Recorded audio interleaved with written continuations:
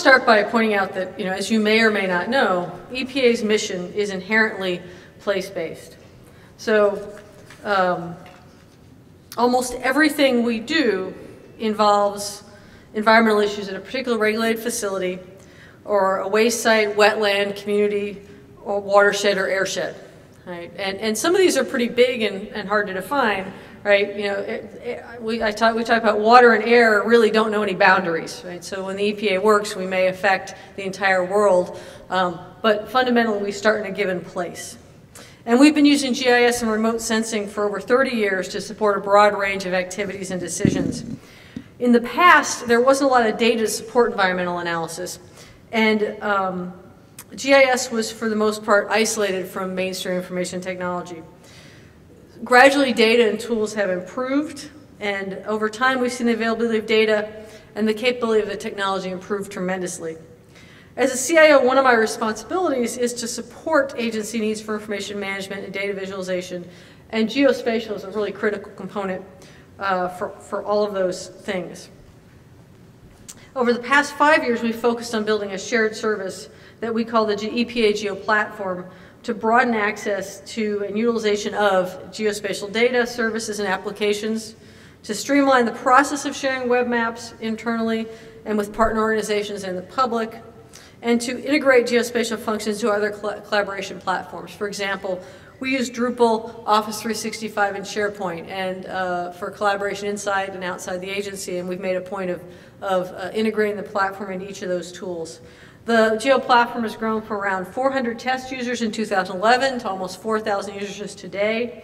As a reference point, there are only 15,000 employees in the EPA, so that's a pretty substantial number of users for the platform.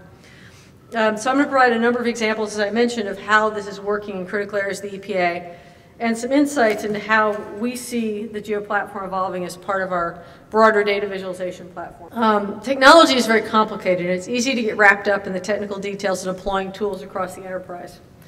But getting technology to really work across the government requires as much attention to nurturing adoption, governing change, and ensuring that we have the right resources and communities of practice to empower organizations as it does actually to developing the technology. The tools we put in place need to be interoperable and meet the demands of a wide range of users and external partners. And the EPA Geo Platform has been an early success for the EPA in doing that. And I often, when I go out to parts of the agency and I talk about different programs, I often cite the Geo Platform as an example of collaboration across the agency and encourage others to follow similar models to what we do with the Geo Platform and how we all work together to support the Geo Platform. So how the Geo Platform evolved. So as I mentioned, it's a place-based organization. And so over the past 5 years, as we focused on building this shared service, we wanted to look at how we integrate our existing tools and technology to support infrastructure. So this work was informed by early business line prototypes and a large number of interviews on user needs with internal customers, right? So we went and we said, what do we have now and what do people need? And then we developed it in an iterative, agile manner, even I think before we knew what agile was. So we discarded what failed quickly, and we built capability gradually to use what works. We also put a lot of effort into building support across our 20 program offices, regions, and labs, and implemented governance and funding structure that ensures that shared services will be used and evolve over time. We work to integrate the Geo Platform into other enterprise services, as I mentioned. Right? So we now can take advantage of enterprise authentication to share functions with Office 365. And we're able to embed mapping applications in EPA.gov using the Geo Platform. And this allows us to use Drupal and the Geo Platform together to make powerful tools available to the general public. It's also, the content's also embedded in our evolving e-enterprise portal.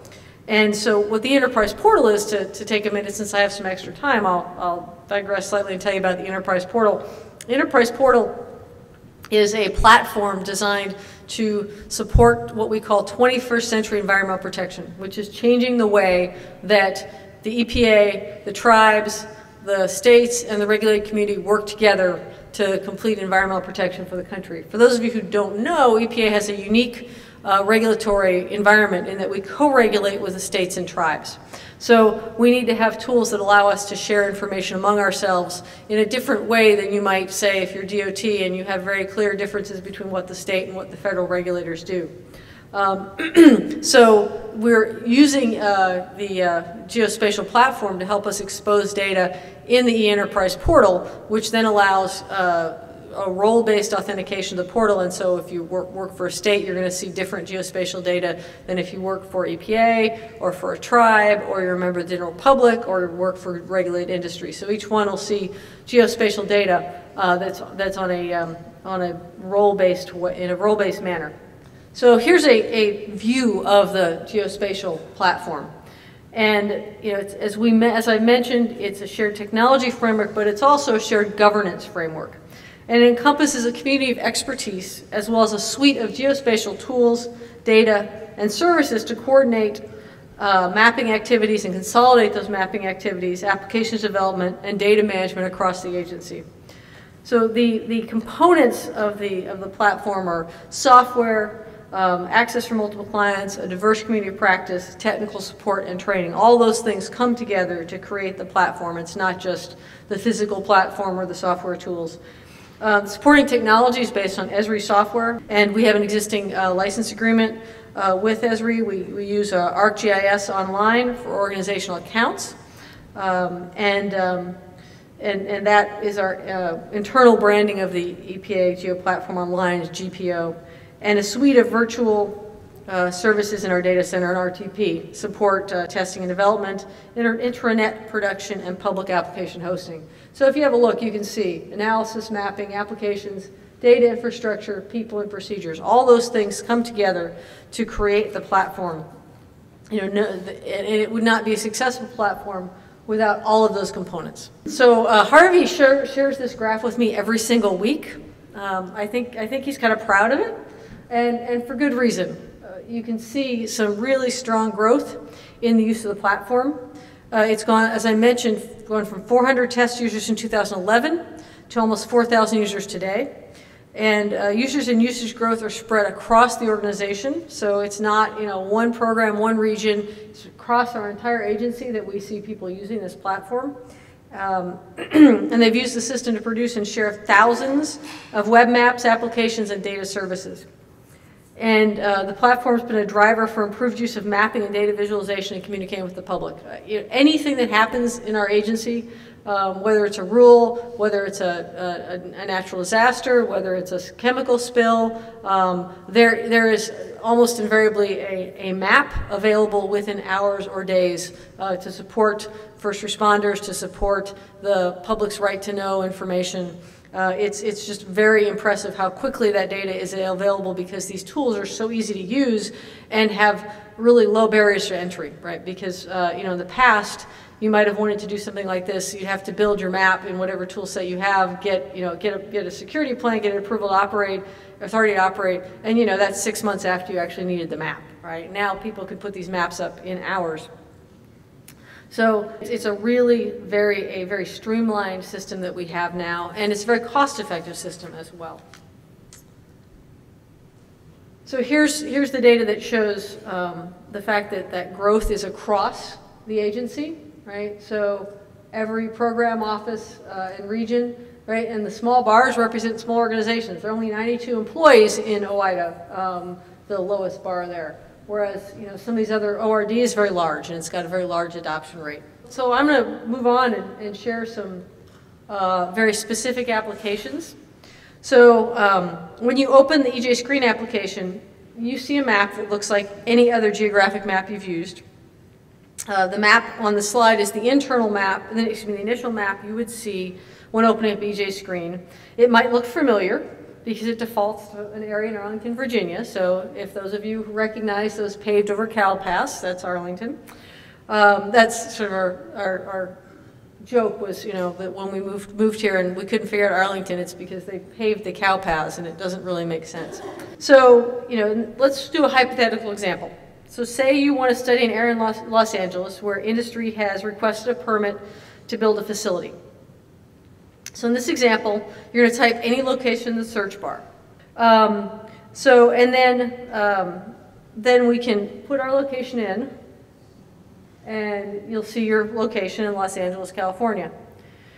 Now, the tool allows you to draw a shape, right? So we've got a circle, a circular buffer, a circular boundary to see a particular area that you want to look at. And now once you've selected that area, you can get a report of demographics, environmental indicator, or environmental justice indicators for the selected location.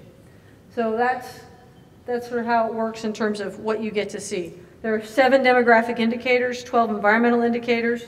These are environmental indicators. There are 12 different environmental indicators that you can look at. And you can look in more detail about each environmental indicator as well. So what is EJ Screen, right? It's this very cool looking map. But the point of EJ Screen is it's an environmental justice mapping and screening tool.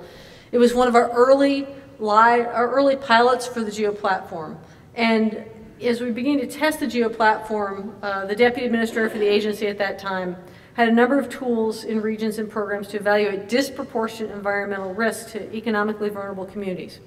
And that pilot effort developed one tool with a consistent set of data and methodologies to meet those assessment needs across the agency. And this became a collaboration between EPA's Office of Policy, my office, and the Environmental Justice Office. And then we had input from stakeholders across the program offices and regions. And it started as an internal tool, but we've now released it publicly as a public resource that external stakeholders, members of the public, right, our end users can actually use. And it continues to evolve based on stakeholder input. We expect to release a new version within the next few months with new functionality and data. So we're constantly updating data in this tool, right? And you know, the fascinating thing is some data is nearly real time that we get as an agency. Some data we get, it's several years old, right? And so we're always struggling with what to release in the tool to make sure the data is relevant and meaningful. And we have some very robust internal debates about when the tool should be released and what data should be in it. But it's a very powerful tool if you're in a community where they're socioeconomically disadvantaged to really look at the impacts of the environment on that community. So if you're a user for EJ Screen, you can choose a geographic area, as I showed you in the example, and the tool will provide demographic and environmental information. And it's all from publicly available data. It just brings that all together in one place in a way that you can easily understand it. And it has a number of capabilities. It can generate a standard report for a selected area and compare statistics for other selected areas to that state or region or the nation. So if you're looking at an area that you believe is socioeconomic or that you know is socioeconomically disadvantaged and you want to understand the environmental justice implications, you can compare that to to the rest of the state, to a region, or the entire nation. And the data underlying EJ Screen is publicly available. And our plan is that this year we're going to publish an API for EJ Screen analytic functions so that people will be able to actually grab EJ Screen capabilities and embed those in their own systems and use them elsewhere. So I think this is a great example of how we can make government policy and screening criteria transparent and open in a way that makes it usable by all stakeholders involved. Because this is a tool that we use internally to identify locations where we need to provide more focus. So the next example I want to share is about Region 7 emergency flood response that literally just happened. So these are the Missouri River floods earlier this year. And this is a really cool story. In response to the flooding in the St. Louis, Missouri metro area, Region 7 deployed a suite of mobile and web-based geographic information system technologies to provide the federal on-scene coordinators, state partners, and regional managers with a common operational picture of the response.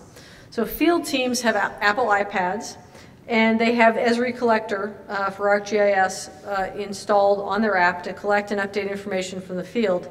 With the Collector app, teams are able to capture and share geotagged photos, digitize observed flood impact areas, and plot orphaned container locations for later recovery.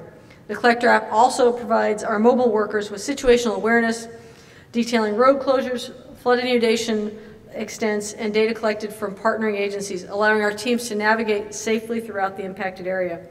So, this is a great, if you're these folks out in the field, we're literally able to open the app and use it and work across agencies while they were out in the field and find these things that they needed to collect, to map their routes, to collect containers and materials, and just be much more effective. And the data collected with the app was streamed near real time back to the flood response dashboard, which is a multi-tiered web-based mapping application that takes interactive charts, forms, streaming data, weather, and social media to provide a single dynamic view of the situation. It's securely hosted by the EPA Geo Platform, and the dashboard consumes map services from EPA's emergency response data infrastructure and partnering agencies, providing a one-stop shop for data sharing and situational awareness. And editable data layers and forms accessed via the dashboard give desktop users the ability to add and share map notes and update GIS information. And so what this allowed was an additional level of collaboration with field teams and partnering agencies. And the other agencies involved in this response immediately wanted to use our tools, right? So this was something the EPA had, others didn't, and immediately everyone else in the response was like, how can we use your set of tools to make ourselves more effective? And how can we work on an interagency basis with these Esri tools and with the dashboard you built up around that? And just for your knowledge, the code was actually adapted from an Esri story map template, and everything we used was commercially off the shelf for Esri products and workflows. So everything we used was commercially available. We didn't build any custom code to create this. And so literally, this is changing, this one experience is changing the way we do emergency response in the entire agency. Everybody in the agency wants to use this set of tools and their iPads out in the field now after just one single response. So the Clean Power Plan story map. You may have heard about the Clean Power Plan. It's gotten a little bit of discussion in the press. The Geo Platform allowed us, in this case, to rapidly publish mapping content that communicated compiled information to the public to support an EPA initiative. So in June 2014, our AIR program was getting ready to announce the Clean Power Program as part of the President's Climate Action Plan. Staff from our office and the Office of Air Quality Planning and Standards worked with the Geospatial support team to deploy a very high-profile story map to the EPA Geo Platform to support the announcement over the period of a few days. It's actually, we sort of had an internal joke in OEI that every time that there's a long weekend, someone either has a disaster or they've got a release, and it occurs to them on Friday afternoon that maybe they want a map. So over that weekend, the team put together the story map and the application.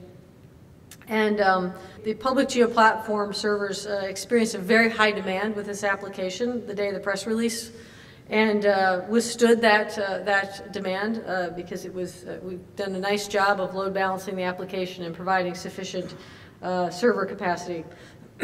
So prior to the Geospatial platform, an application like this, as I mentioned, would have taken at least a couple months to build from scratch, and then we would have had to get the authority to actually operate it. So this application took advantage of standardized templates for explaining the Clean Power Plan in a story map that combines interactive maps, videos, and photographs in an easily navigated format. And so one more example, and this is a Chesapeake Bay program story map, and it's a great example, again, of a map that shares with you what's going on in the Chesapeake Bay watershed. And you can, all of these tell you where you can find them if you want to learn more about the maps. Show you what's going on throughout the entire watershed, where the watershed is improved and where it still needs work. Chesapeake Bay actually has a very large watershed. One of the things I learned, before I came to EPA, I didn't really understand what watersheds were and how large they are. So I would encourage you to have a look at each of these maps and to look at our platform and see all the other cool things on it. The one I want to really mention here is human capital. It's incredibly critical. We can't do our GIS work without staff, and having folks who know how to do geospatial work, that the workforce that we can train or that is trained is going to be what makes our organization successful. So that last challenge is really the one I want to highlight first, and say that that we struggle with that in EPA, making sure we have the right resources working for us on geospatial work when we have all sorts of other challenges and requirements looking for our staff. We think that our platform helps with a lot of our challenges in terms of being able to scale our work at a lower cost and being able to have fewer staff to drive and to do more value-added work individually. Another area that I want to highlight is data visualization. We have over 200 staff who are involved in our data visualization community of practice, and that's another area that where staff capabilities are really important.